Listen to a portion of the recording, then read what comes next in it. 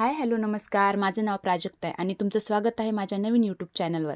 तर आज आपण बनवणार आहोत मिसळपाव. त्यासाठी मी काल सकाळी 1 वाटी मटकी स्वच्छ धुवून गरम पाण्यामध्ये भिजू घातलेली आणि त्याला मोड आणण्यासाठी ठेवलेली.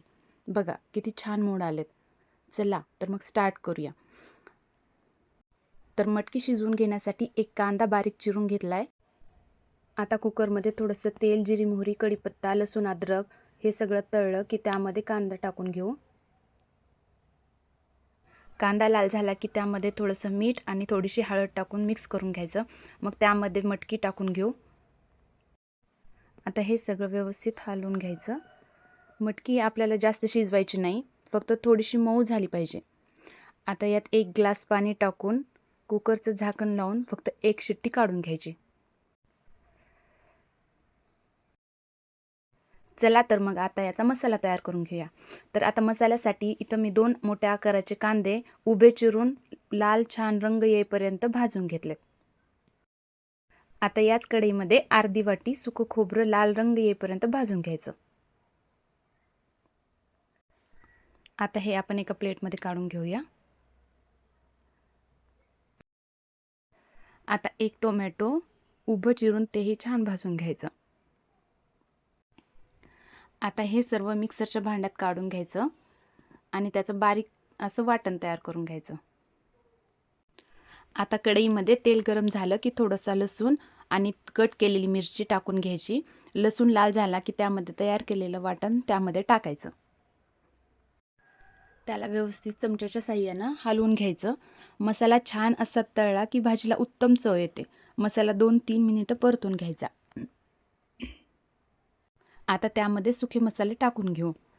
तर इथं 1 टेबलस्पून धनेपूड, 1 टेबलस्पून काळा मसाला, थोडी काश्मीरी लाल मिर्च पावडर आणि आता यामध्ये 1 टेबलस्पून गरम मसाला. हे सगळे मसाले छान मिक्स करून घ्यायचे आणि त्यामध्ये आता आपण जे मटकी शिजवलेलं थोडंसं पाणी होतं ते पाणी टाकून याला 3-4 मिनिटं मंद आचेवर तळून घ्यायचं. पाणी टाकल्यामुळं काय होईल की मसाले करपणार नाहीत. मध्ये मध्ये याला हलवत राहायचं जेणेकरून ते कढईला चिटकत नाही. आता याला थोडा वेळ आपण झाकून ठेवूया. मसाले तळेत. आता काढून बघूया. मसाल्यांना छान असं तेल सुटलं की समजायचं मसाले व्यवस्थित तळले गेलेत. बघा आता याला किती छान तेल सुटले. मसाले व्यवस्थित तळले नाही गेले ना मग भाजीला व्यवस्थित चव येत नाही.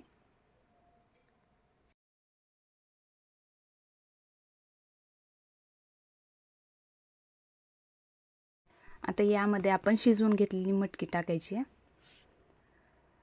आता चमच्याच्या साहाय्यानं हे सगळं एकजीव करून घ्यायचं.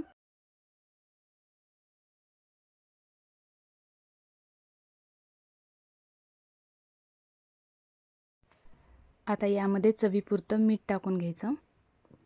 आपण मटकी शिजवताना मीठ पण टाकलं होतं, त्यामुळं थोडंसं बघून टाका मीठ. तर बघा पाण्याचं प्रमाण अगदी बरोबर झाले.